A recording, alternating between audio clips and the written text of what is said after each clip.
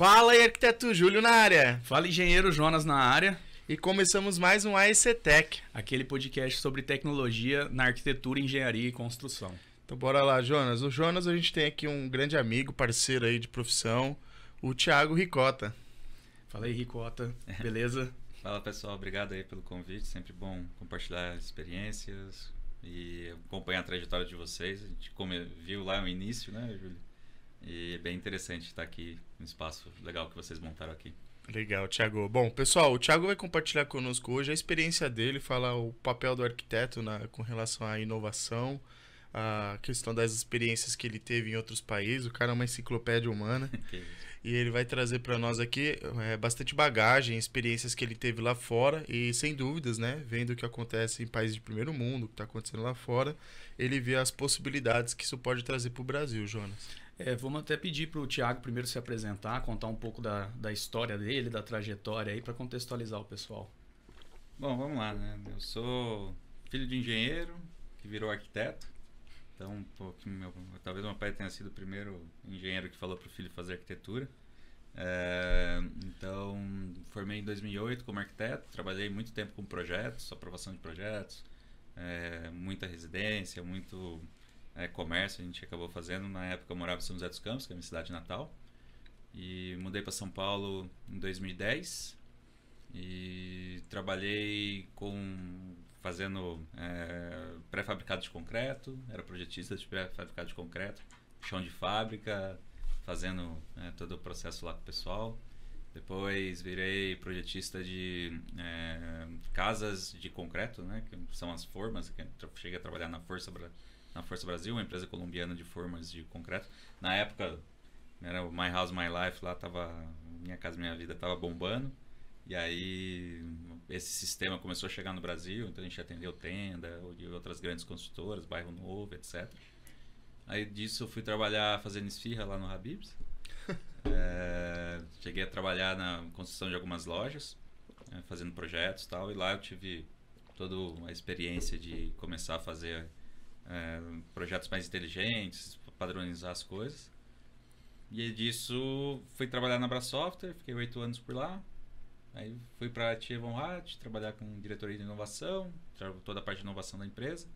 E até hoje estou na Trimble, que é uma gigante aí no mercado de construção para a parte de tecnologia, trabalhando ali, gerenciando o time da América Latina para a parte de experiência do cliente. Então, tem sido uma jornada bastante interessante, sempre aliado com tecnologia, impulsionando a carreira e tendo essas oportunidades de ir conhecendo outros métodos de trabalho, outras formas de ver o mundo. Viajamos aí para muitos países aí, muito por conta em busca dessas referências de inovação e para trazer para o Brasil e engrandecer aqui um pouco o mercado brasileiro, né?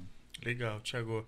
Então vocês perceberam aí que na jornada do Thiago ele foi desde ali, né? Influenciado pela família, né? Pai dele engenheiro, depois ele se formou arquiteto, foi trabalhar como projetista, né? Quantos anos você ficou mais ou menos como projetista? Foi de 2004 a 2011. Foram mais de 7 anos. 7, 8 anos ali fazendo. 7 anos de experiência ali com projetos. Depois você foi trabalhar numa outra parte mais associada a varejo, né? Vamos dizer assim. Aí depois disso você foi trabalhar numa empresa que presta consultoria, implantação, né? De BIM, de inovação no mercado. Aí você teve né? Então você tá com aquela visão do projetista, teve aquela visão de mercado, né? O que está acontecendo hoje no mercado, principalmente grandes empresas.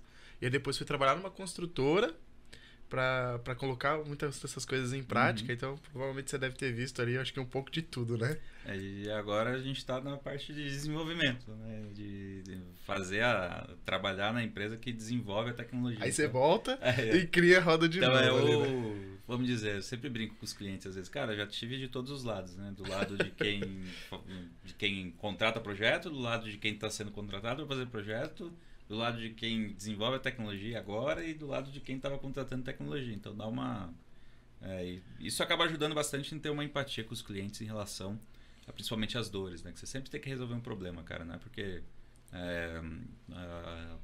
a inovação na construção civil, ela parte sempre de solucionar algum tipo de problema. E aí, como você vai encarar esse problema, como você vai resolver esse problema, vai acabar variando no processo. Legal, legal. E que você você acredita que é importante essa visão sempre, né? De estar conectado, porque talvez quem entrega a solução não sabe, né, como que tá a realidade de quem trabalha com isso, né? Isso eu digo que a gente os clientes que a gente possui hoje, eles enxergam e valorizam bastante isso que a gente traz, porque cara, uma coisa é você tá. É aquela questão quase de identificação e empatia, né? Que você vai ter ali conversando com o pessoal, né? Então, uma coisa é você saber a tecnologia, desenvolver a tecnologia, esse tipo de coisa tal, mas você não aplicar aquilo na prática, você não saber os termos, você não ter noção daquilo que está sendo colocado para o mercado, né? Ou para aquele cliente naquele momento, para aquele fluxo de trabalho que o cara está trabalhando. E quando você chega, o cara faz assim, não, mas aí você começa a conversar, sempre no bate-bola, né? No sentido de, o cara fala uma coisa, mas isso aí eu vi, aconteceu assim e tal, a gente fazia desse jeito, a gente modificou, começamos a trabalhar a informação dessa forma e deu resultado. Por que você não testa também? E vai num bate-bola e o cara vai vendo que, legal, o cara tá vindo aqui para trazer valor, para trazer experiência mesmo para o mercado, né? Era uma pergunta que eu ia te fazer, se assim, você como hoje trabalha do lado de quem fornece a ferramenta, né? Se muitas vezes você vê o pessoal do mercado exigindo às vezes uma solução para determinada demanda e na verdade já existe essa solução, só que ele não ou ele desconhece ou ele não sabe como usar da maneira correta. Isso direto. Isso é o que mais tem, para falar a verdade. Hoje tecnologia praticamente te permite fazer desde que respeite as leis da física, né? Tipo, consegue fazer o que você quiser. Tipo, em alguns casos, os caras já estão foguete dando ré. Tipo, então, já vai desafiando algumas leis da física também, né? Mas, brincadeiras à parte, eu acho que essa conexão de estar sempre vendo qual é a próxima onda da tecnologia, para onde as coisas estão caminhando, é muito importante, cara. Porque o setor de construção, geralmente, isso eu já falei algumas vezes, né? O pessoal ele é muito resistente no seguinte sentido, ele vê um processo dando certo e, cara, aquele processo deu certo, praticamente... Tá escrito na pedra. Tá escrito na pedra e vai ser muito difícil você conseguir fazer algum tipo de modificação, né? A não ser que tenha cara, você entregue 10 vezes mais rápido, com 1% do custo... Aí não tem como segurar, o cara vai acabar adotando a tecnologia, né? E é muito difícil o cara pensar numa metodologia incremental, né? Se eles querem ter uma bala de prata, eles querem ter uma solução que resolva tudo, né? Mas, vou te falar uma coisa. Toda vez que eu tenho que perguntar qualquer coisa que eu tenho uma dúvida, o Thiago é o cara que eu ligo. Porque eu falo, Thiago, tô com uma ideia aqui. Cara, você vê game nisso aqui? Aí o Thiago sempre fala, cara, fala com fulano, vê esse cara, vê o serviço desse cara. Então ele é um cara muito bem conectado e também essa visão dele que ele vai contar aqui pra nós, né? Que não só desse mercado que ele viveu no Brasil, mas até as experiências dele, né? Que ele já me falou diversas vezes aí que ele passou com implantações que deram certo, outras que foram aprendizado, né? Pra justamente já entender também as falhas que tem na questão de gestão, falha humana, né? Mais do que tecnológica, eu diria, né, Thiago? Sempre... Assim, tecnologia basicamente é uma nota fiscal. Tipo, você pode bater em qualquer fabricante de software, qualquer pessoa que está desenvolvendo tecnologia e comprar. Então, não tem muito... E geralmente vai chegar pelo um link por e-mail e tá tudo certo. Então, essa eu diria que é a parte mais fácil de resolver. A não ser que seja um negócio muito mirabolante, você tem que conectar A, B com C, com D, tentar fazer alguma coisa nesse sentido. Aí a coisa vai acabar variando, né? A parte de processos é onde a gente usa muito da questão criativa, né? Porque, assim, na minha visão, a inovação ela está muito na capacidade de você conseguir unir A com B, tipo, conectar os pontos. O que, às vezes, a gente tem várias discussões com algumas pessoas no mercado, que essa característica ela às vezes assusta um pouco as pessoas, porque, cara, como que você conseguiu pensar de ligar isso com aquilo, né? Tipo, então, às vezes não faz muito sentido.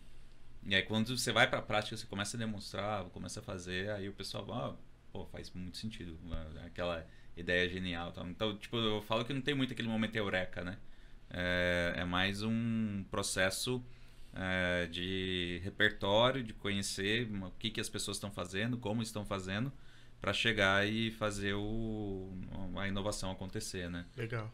E aí as pessoas entram, porque a gente precisa das pessoas, a gente precisa dos profissionais, a gente precisa fazer um processo mais de trazer uma cultura de inovação e fazer diferente, pensar diferente dentro da construção. Então, trabalhar as pessoas, o que vocês fazem aqui na SPBIM de capacitação, esse tipo de coisa, é fundamental para o mercado, né? Mostrar que existe sim novas formas de fazer, existem novas formas de consumir tecnologia, de fazer e trabalhar dentro da construção de maneira diferente, né? Uma coisa que o Thiago falou, uma coisa que veio na minha cabeça muito agora, que é muito que ele falou da conexão da inovação. Eu, Júlio, vejo dessa forma. Eu entendo que a inovação, ela assim, às vezes você tá com aquela visão embaçada. Você não consegue ver tão claro. Que é o que já aconteceu conosco aqui quando a gente vai inovar, até mesmo para trazer soluções para os clientes, né? E aí o fato de passar por um problema, por outro, eu falo que até o que torna consultor não é o quanto você sabe, é o tanto que você errou. De maneiras diferentes. E aí eu acho que a inovação está muito associada a isso. É quando a gente olha diversas tecnologias e aquela sua visão embaçada começa a dar uma desembaçada em alguns pontos. E aí você entende que uma coisa meio que se conecta com a outra. A gente percebe isso sendo usuário de Revit e de ArchiCAD, né? Sim. Como que a interoperabilidade, como trabalhar ali com mais de uma ferramenta, com o SketchUp junto, você consegue desenhar qualquer fluxo. E a gente sempre bate no martelo assim. É triste ver alguns profissionais, a gente até falou isso no último podcast, né, lá com o Felipe, que assim, muita gente às vezes se limita a desenvolver uma arquitetura por causa da tecnologia. Ela não usa a tecnologia para desenvolver a arquitetura dela. Isso aí dá pano na manga, porque isso em 2001, o Ricardo Eloy, no TCC dele, da faculdade, ele falava já sobre isso.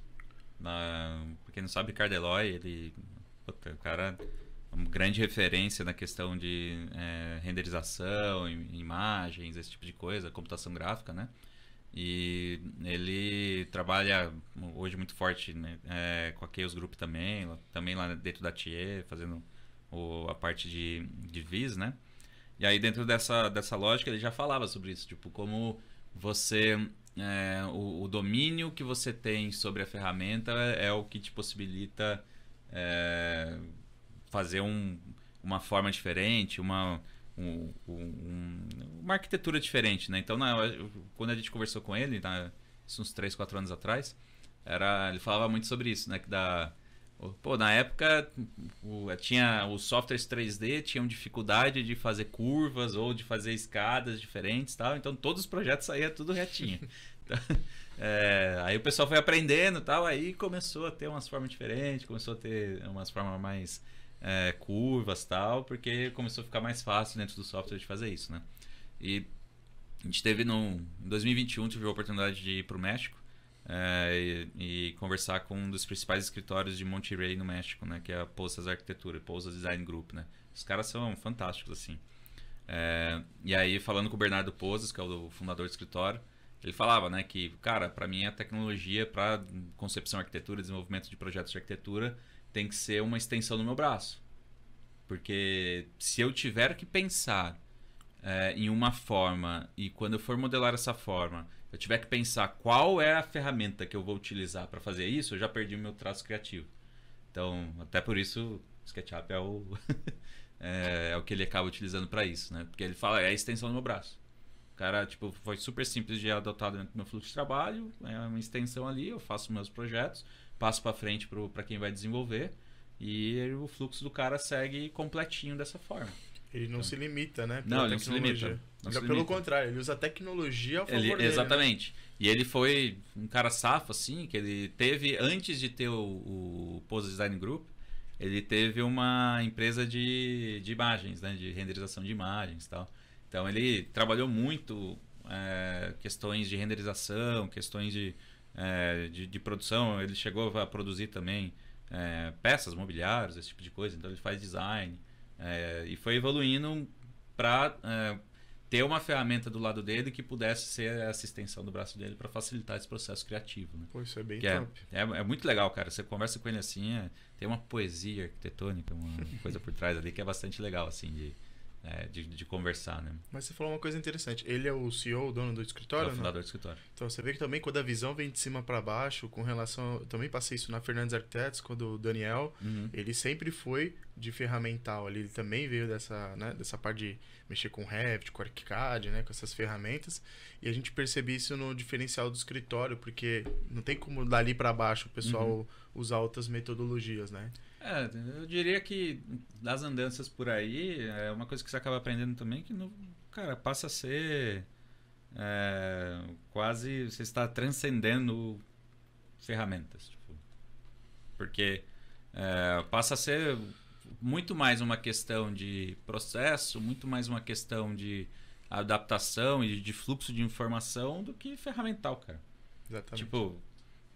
o cara tá lá, ele vai usar aquela ferramenta que é a melhor para ele naquele momento, naquele estágio, para capturar aquela ideia, para fazer, ele fez as 2 maiores torres da América Latina. Você vê os sketches que o cara fez, o sketch dele era num papel em branco no iPad. Então, aí dali ele jogava lá pro próprio sketch, né, para fazer depois o processo. E assim foi evoluindo o projeto. Ele criou o processo dele, né? Que eu acho que essa é a parte, né? Criar o processo de inovação e tecnologia. Igual o pessoal que usa hoje, a gente falou até com o pessoal da Lopes Dias, que eles usam bastante design thinking. Então, assim, quando você tem um processo bem estabelecido e depois você usa a tecnologia, independente de qual seja a tecnologia, né? Você chega no fim, né? Quando você fala de design thinking, por exemplo, eu sou apaixonado pelo processo por conta da cocriação. Você tá... Cara, a gente pegou... Às vezes o pessoal lá nem sabe muito disso, né? Mas teve projetos dentro da TIA que foram desenrolados por causa de processos de design thinking que foram colocados na frente do cliente. Tipo, no sentido de o cliente está resistente, o cliente não quer aprovar, não quer seguir, quer fazer o displacement, quer ir para outro escritório e tal. Cara, fazia um processo de design thinking com o pessoal. E aí, dentro desse processo de design thinking, você está co-criando com o time do cliente e capturando os processos que eles querem, o que eles gostam, o que eles não gostam, como fazer esse desenvolvimento. E aí você consegue, de fato, melhorar o processo como um todo, né? E trazer o cliente para o seu lado, tendo a empatia de entender a dor do cliente, porque tudo isso que a gente está discutindo, cara, no final do dia qual o problema que eu quero resolver. E não trazer, né? E não tipo, num processo, depois você vai trazer a solução, vai surgir vários outros problemas, né? Mas, no geral, o processo inovativo tem que partir de um problema real. E aí, obviamente, se você... uma startup vai ter que ser um problema real que, cara, é um problema de mercado. Você conseguir escalar, ter o total addressable market ali, ter um TAM que vale a pena fazer aquele investimento... e fazer captura de investimento para resolver aquele problema e tal. Porque muitos problemas são pontuais da empresa, você vai ter que resolver, tipo, a própria empresa vai ter que resolver, entendeu? Então, quando eu falo de transcender, tipo, as ferramentas e processos, essas coisas, é muito sobre, de fato, como você entender o problema, como você faz para enxergar aquele problema e resolver ele de uma maneira que você esteja agnóstico em relação a fabricante A, B ou C. O importante é resolver o problema. Essa é a parte mais importante. Da melhor maneira, no melhor custo e no melhor que traga produtividade e traga todo mundo para dentro do processo, né? Eu queria perguntar assim pro Thiago, o que ele pode falar quando você que é um cara que tem a experiência de ter vivido aí, de ter tido contato em vários locais do mundo com a tecnologia na construção. Se hoje é lógico, eu imagino que no Brasil a gente tem desde empresas que estão fazendo o que tem de mais moderno, desde as que estão ainda há 50 anos fazendo a mesma coisa. Você acredita que numa média, assim, como que você vê o Brasil hoje em relação aos outros países na tecnologia, na construção? Como que tá isso quando você começa a olhar para fora? Tá. Acho que aí vai muito regionalizado, né? Tipo, vamos dizer... Isso tanto no Brasil quanto no mundo, né? Por exemplo, você vai na Índia, cara, a Índia é complicado, bicho. Estive lá em 2016. Aí estava vendo os caras fazendo. E uma coisa interessante é que quando eu viajo assim, eu gosto de ver, tipo, tirar foto de obras, tá passando no canteiro assim, você vê o que os caras estão fazendo e tal. Na Índia, você viu o pessoal fazendo prédio de 10 andares com um andame de bambu, tipo, né? Eita.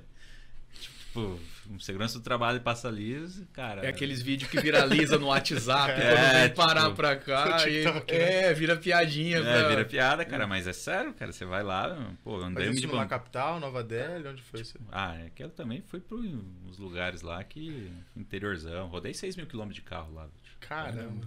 Então fui para uns lugares meio... Mas era uma cidadezinha até grandinha, assim, mais perto de Borgai ali, indo pro leste do país, quase Bangladesh ali. Mas ali teve... Cara, você vê um negócio daquele, você fica assustado, cara. Eu lembro que eu acho que tem até a foto no Instagram, compartilho com vocês depois. A foto, eu até brinquei na época, ó, segurança do trabalho passa aqui e fecha a obra, né? Porque... Mas aí ao lado extremo, acabei de voltar da Holanda, eu tava fui para Utrecht visitar uma empresa lá e, cara, desci na estação, do lado da estação tava surgindo um prédio comercial. Fazer uma torre comercial, um pouco grande, vai, tipo, mas no final do dia era uma grande torre com 5 andaimes. Cara, você toma um susto, né? Tipo, cara, por que tem 5 andaimes aqui? Aí você entende por quê, cara? Tudo pré-fabricado, tudo, né, industrializado, as coisas vão chegando, vai pegando as gruas, vai montando quase de Lego, assim. E aí, entrando na empresa, né, eu fui visitar a Volker Wessel lá. E aí, entrando na Volker Wessel, vendo o processo dos caras, aí você entende, cara, realmente, tipo, por que é daquele jeito? Porque tem, pra fazer uma torre, tem 5 andaimes, porque os caras estão num nível de industrialização, assim, surreal, tanto em termos de obra, quanto em termos de projeto e desenvolvimento. Tanto que a BuildSmart, todo o processo da BuildSmart, BuildSmart Data Dictionary, Volker Wessel, que estava ali fazendo o desenvolvimento. Questões de IDS, Information Delivery Specification. Os caras que estavam ali já desenvolvendo e testando também. E, então foi interessante assim, esse processo, né, de verificar. E aí quando você vem para o Brasil, cara, no Brasil a gente tem de tudo, né? Desde o pessoal que está bem avançado, está fazendo as coisas, muito legal, industrializado, tipo, tem expoentes na questão de aço, construções ágeis, que é a Brasil ao Cubo. Cara, Brasil ao Cubo é referência mundial. Assim, você vai... Caterra quebrou, pegou 1 bilhão de investimento e quebrou. Brasil ao Cubo tá ali, bootstrap no início, conseguiu investimento, tá indo para frente e tal, e tava fazendo projetos, entregando e sendo uma referência de construção modular no globo, assim. Eu estava conversando sobre isso com o pessoal de Newcastle agora, com o pessoal da Beam Academy. Você pega a construção modular no Reino Unido, praticamente grande parte das empresas estão quebradas, porque o governo deu incentivo para fazer o processo modular. Eu acho que alguns projetos públicos tal, eram meio que obrigatório, assim. E aí as empresas começaram a ter dificuldades, porque entrou uma galera que achou que... assim, essa é também uma dificuldade de inovar dentro da construção civil. Quando você pega um VC, um Venture Capital, alguém que está entrando no mercado e o cara não entende de construção, e ele acha que fazer construção é igual fazer um desenvolvimento de um SaaS, e não é.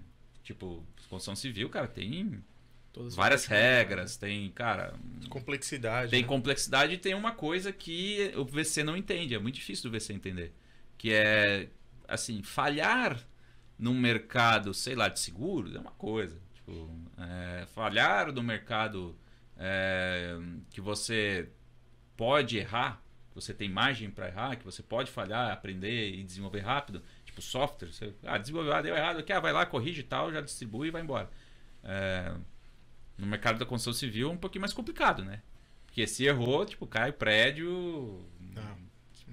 Não tem margem para erro. Não tem margem para erro, exato. Tipo, e aí esse pessoal tem um pouco mais de dificuldade assim, de entender isso, né? E aí por isso que você pega o caso de uma Caterra da vida, que os caras investiram $1 bilhão, tá? Mesmo assim não conseguiu fazer o processo e sair do outro lado e vencer. E você tem um caso brasileiro... como a Brasil ao Cubo, como a Crossland, na parte de madeira, fazendo CLT, MLC e tal, pô, os caras tem que tirar o chapéu. Então tem coisa muito avançada no Brasil, que é referência mundial, assim, de como fazer. E tem também pessoal fazendo, sei lá, casa de taipa. Tipo. Então, São realidades muito diferentes, assim, sabe? É bem complicado a fazer. Eu acho que o maior desafio, como um país continental, como um país que é muito grande e costuma estar muito concentrada a coisa aqui em São Paulo, é como que você faz para levar esse conhecimento, essas coisas para outras regiões. E mesmo o Sul, que é muito forte, tanto na parte de tecnologia e inovação, né? Você pega ali Santa Catarina, tá um polo, o Brasil Oculto tá em Tubarão, em Santa Catarina, né? Como que você leva isso pro Nordeste, pro Norte, pro Centro? Como escala. Né? Como escalar. E escalar a construção civil é complicado, não é fácil. E como você atende, né? Porque a gente tem um problema de logística muito particular no Brasil, né? Uhum. Tem toda essa questão. É complexo o mercado aqui para esse tipo de coisa, né? Exato. Porque aí vai desde um ponto que não é só o cara do escritório, que geralmente o arquiteto ele já está acostumado muito a usar tecnologia. Ele está se adaptando para as novas tecnologias. Engenharia também, né? Desde a parte computacional também ali, cálculo e tudo mais. Quando a gente escala isso, por exemplo, para a construtora, que ainda lida com uma mão de obra, que às vezes hoje está difícil achar um pedreiro, está difícil achar... Cada dia são as pessoas mais velhas que estão tocando isso, e os mais novos não estão indo mais para esse caminho. A gente falou até sobre isso no último podcast, né? Sobre a questão das gerações, né? Mas talvez até essa escassez empurra um pouco da tecnologia, né? Porque lá fora muito é disso, né? Você tem na Europa você tem uma dificuldade de mão de obra para trabalhar com a construção civil. Ali eles têm que trazer muitas vezes de fora, né? Ou imigrante e tudo mais, né? E talvez isso impulsione um pouco também, né? O desenvolvimento. Essa é muito verdade isso, porque nos países desenvolvidos a mão de obra é muito cara. Então, por ser muito cara, tem que automatizar, tem que pensar na tecnologia, tem que fazer de outra forma, tem que... a hora das pessoas ali, você vai pensar os processos para o cara chegar a montar o mais fácil possível para otimizar o tempo da galera, né? Senão, um estouro de obra assim é rapidinho, Sim. cara. Mas a gente passou até umas experiências recentemente, semana passada, de uma construtora, que é a Cury, que implanta o Lean, né? Sim. No seu canteiro. Uhum. Então, olhando ali, a gente até fez umas gravações, né? Até porque eles também estão usando o BIM para isso.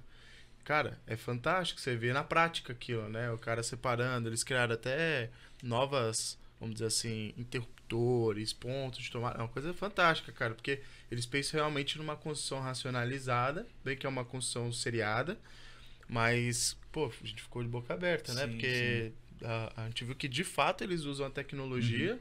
Pô, os caras mandavam fazer tubo de elétrica, assim, passava o conduíte, fiozinho 20 centímetros pra cá, pra lá, chegava lá, montava, diminuía o índice de roubo, aumentou a velocidade da obra. Isso com uma coisinha, assim, bem simples. Você pergunta pros caras, até foi engraçado, que no canteiro a gente falou, cara, você sabe que isso aí é Lean? Que você tá fazendo? Cara, o que é Lean? Entende? Mas é isso. É normal. Mas é o cara que conseguiu... simplificar tanto o processo que ele fala, não, vamos fazer isso porque isso é melhor para a obra, vocês ganham por produção e assim por diante. Então foi e o fato deles criarem componentes, fazer uma parceria com alguém de mercado para desenvolver algo que já encaixe naquilo que eles querem, cara, isso é genial, né? Sim. Isso aí a gente ficou assim, nossa, os caras criaram um componente de elétrica que existe há não sei quantos anos, de uma forma que para eles fosse furar a parede, encaixar e não precisar mais quebrar a parede, entendeu? Então... pode ser que já existem muitos outros exemplos desse, mas a gente achou legal porque é um cliente que toda hora tá buscando inovação, sabe? O que vocês têm de BIM? O que vocês têm de drone? O que vocês têm de laser? Eles perguntam de tudo, cara. Então é aquele... E vem de cima para baixo Legal. Essa cultura, né? Que é o próximo tópico que eu vou querer que você fale aqui. O banho de cultura, né? Que a gente vê aí fora, né? Onde o fato da cultura, né? Ser um pilar que não só... te empurra para a inovação, mas ele também pensa no benefício, né? Não, pelo menos eu vejo no Brasil que tem muito aquela questão, eu vou resolver o meu problema, né? E eu entendo que talvez isso em outros países seja um pouquinho diferente. Cara, a questão cultural ela é fundamental, até eu diria quase filosoficamente, que pode ser determinante para você ser mais rápido ou mais devagar, para você adotar uma tecnologia primeiro ou não, sei lá, late stage mesmo, e ser o último a fazer a adoção. E tem vários exemplos que eu posso dar aqui sobre isso, né? Porque, por exemplo, na Coreia do Sul, fui falar com o professor Gang Lee, né? E aí eles não têm no dia a dia deles, por exemplo, o WhatsApp, a KakaoTalk. KakaoTalk é o WhatsApp deles, tal, e tem, na época, era um negócio meio absurdo, assim, com 50 milhões de usuários, eles faziam o dobro de faturamento que o WhatsApp fazia na época. Tipo, um negócio bizarro. Que eles criaram toda uma estratégia e tal. O caso do KakaoTalk é um caso muito legal. E aí falando com ele, né? Ele, pô, mas aqui na Coreia o pessoal já chega, já tem todo mundo com seu celular, já tem todo mundo já tem gente que tem iPad, tipo, é um negócio massificado de termos de tecnologia. E eles começaram a tentar desenvolver um negócio que chamava Beam Listener, que era você mandar algumas mensagens já na época, de 2016. Tipo, mensagem de voz, alguma coisa nesse sentido, já para o cara estar falando e isso tá sendo reconhecido e a informação está sendo salva dentro de um banco de dados, tal, para fazer os avanços de obra. Um negócio bem interessante, assim. E aí, por que eu estou contando esse caso? Porque lá foi o primeiro país que teve 5G. E aí você já tem uma sociedade extremamente conectada, fatores culturais aparecendo no sentido de temos grandes empresas que estão testando coisas que vão drivar o mercado e vão fazer o desenvolvimento e vão levar a sociedade como um todo para frente. É um pouco diferente, assim, é uma sociedade coletivista, no sentido de nós como sociedades devemos evoluir e a cabeça dos caras é voltada para isso. Tipo, então é bem interessante, assim, o jeito deles. E aí aprendendo também como eles pegam, por exemplo, construção de navio e aplicam na construção civil. Cara, é muito louco, assim, o jeito que os caras fazem. Que eles estão começando a desenvolver e tal. Então, tem muito aprendizado de uma indústria para outra, é muito conectado. Tipo, não só as pessoas, como a sociedade e as próprias indústrias, um bebendo da fonte do outro, né? Mas você vai, por exemplo, em termos culturais, né? Você vai dar 2 exemplos, né? Você tem o exemplo do Reino Unido e o exemplo holandês. Basicamente, uma discussão filosófica sobre o quão a sociedade tolera o risco. Porque, por exemplo, a sociedade do Reino Unido está caminhando para ser uma sociedade intolerante ao risco. No sentido de que problemas diferentes, mas tipo, nos 2 países aconteceu problemas de depois do que a construção estava feita, ocorreu um incidente que foi um choque muito grande para o país, o governo foi atrás das empresas para culpar, para fazer o processo de responsabilização, tipo, uma obra caiu, outra pegou fogo e tal, e aí no processo de responsabilização das empresas teve um problema de fazer de responsabilizar. No Reino Unido não foi conseguido, não se identificou a empresa para quem seria o responsável pelos processos e tal. O que os caras fizeram? Eles soltaram uma lei o ano passado de segurança de obra, no qual todas as obras do Reino Unido agora vão ter que partir desde lá que já tinha o plano de 2016, de vir para as obras públicas e tal. Além disso, agora vai ter que pegar toda a coleta de informação de obra e entregar pro owner, pro cara fazer a gestão, para ele saber, cara, se o ar-condicionado aqui der algum problema e ele começou incêndio, eu vou saber que aquele ar-condicionado foi colocado, instalado no dia tal, a garantia é tal, o número de série é tal, e o fabricante vai ser responsabilizado junto com a empresa que instalou. Tipo, os caras foram para esse nível. Tipo, tem um databook digital. Um databook digital, o que abre uma série de oportunidades, já tem empresa tipo, que desenvolveu solução para fazer esse tipo de coleta e tal, um negócio bem interessante, e que vai acabar desembocando na parte 6 da ISO. Por uma questão cultural de que os caras... e aí a discussão que está sendo feita dentro da sociedade britânica agora é sobre o custo que isso vai ter nas obras, porque não é mágico. Vai ter que ter alguém ali coletando informação, vai ter que ter alguém colocando essa informação, fazendo esse processo e tal. Então, o que falam é que isso vai subir um pouco o custo do processo. Agora, vai para o Reino Unido, para a Holanda. Na Holanda, o pessoal teve um problema, os caras fizeram um parque de bicicleta, de estacionamento de bicicleta, caiu uma laje. Aí o governo foi atrás da empresa que fez, e fez, vocês aí, onde mais tem essa laje? Aí os caras olharam para dentro de casa e a barata voou, tipo... tinha a obra daquilo espalhada em todo canto. Conseguiram coletar a informação? Conseguiram. Mas de uma maneira muito ali, manualzinha e tal. Aí passa o tempo, os caras, como sociedade cultural, se uniram. E hoje os caras têm um sistema no qual a empresa entra, tem um mapinha assim, tem todas as obras. O cara fala, digita o código XPTO, o cara bateu o código, encontra, faz um highlight assim em todas as obras onde está aquele produto. Só que isso só foi possível porque eles, como sociedade, em termos culturais, conseguiram entender que, cara, isso é importante para o país.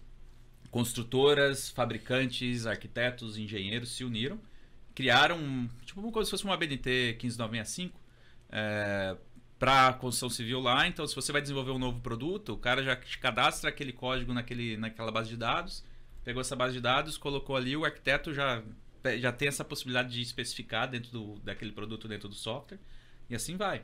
Então, como parte cultural, se você vai de acordo com a sociedade, como a sociedade acaba tolerando risco, quais são os problemas que você está tendo, acaba variando muito assim a maneira de pensar, a maneira de abordar para resolver o problema, a velocidade que isso vai ter.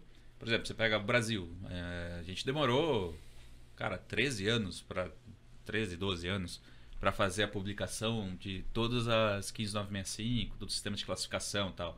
A Coreia começou em 2013, 4 anos depois da gente. Em 2017 já estava com 53 normas publicadas. Não, é um outro nível, né, de trabalho. Eu visitei a Build Smart Korea e eu sempre falo pro pessoal do BIMFórum, para quem está liderando a questão da Build Smart aqui no Brasil, para mim é um modelo, cara.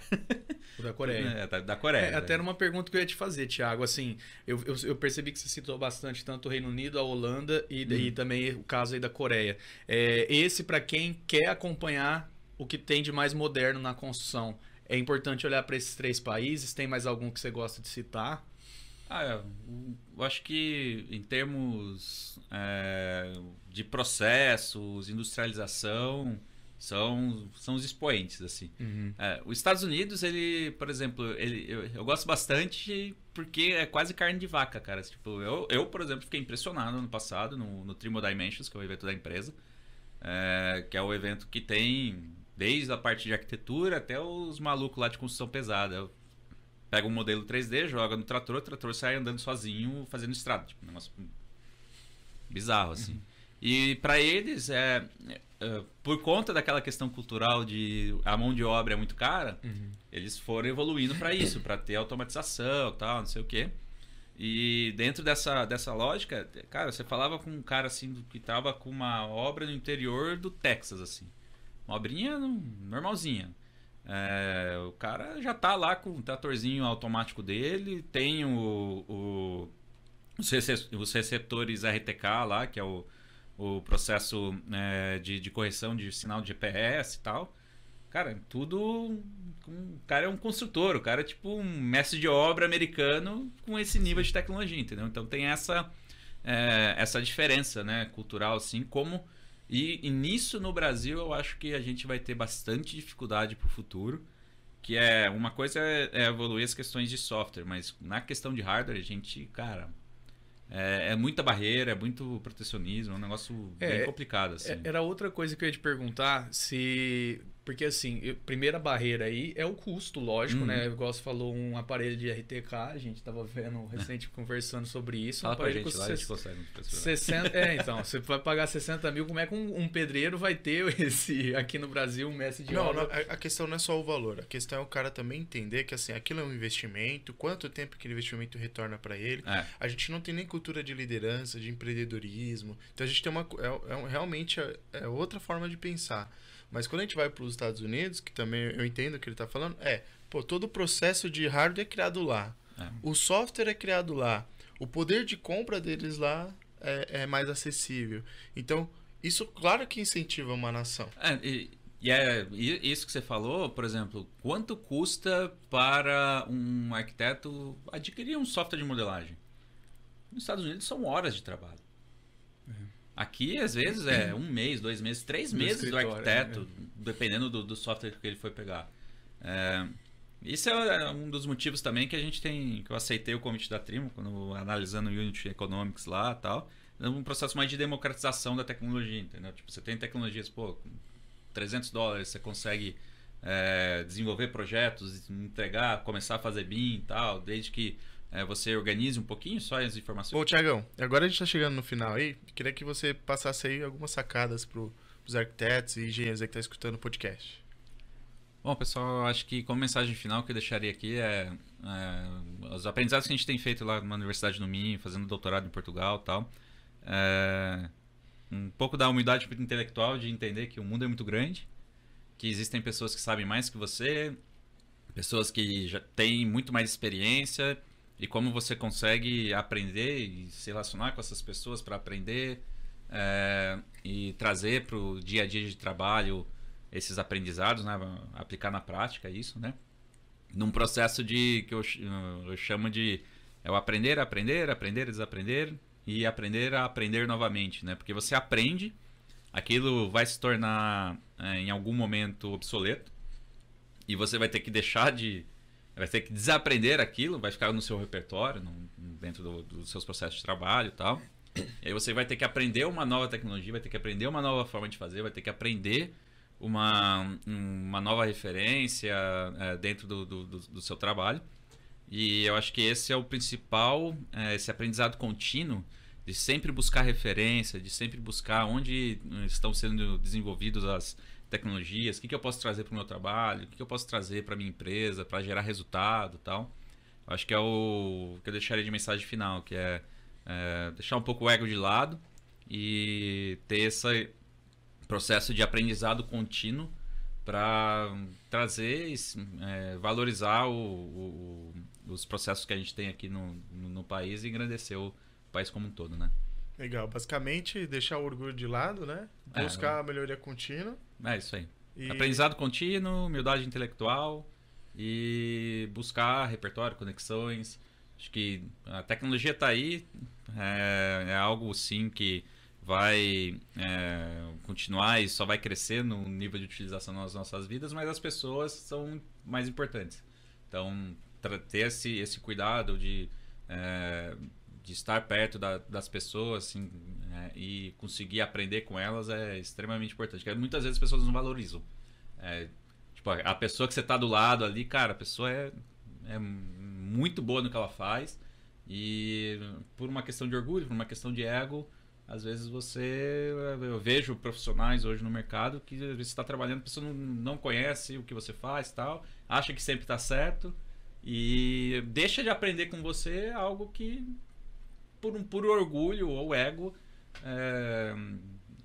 acaba não aproveitando essa oportunidade, né? Então aproveitar essas oportunidades, pessoal de cabelo branco e tal, tem muito para ensinar, aprender mesmo de fato como as coisas são feitas, eu acho que é bastante importante.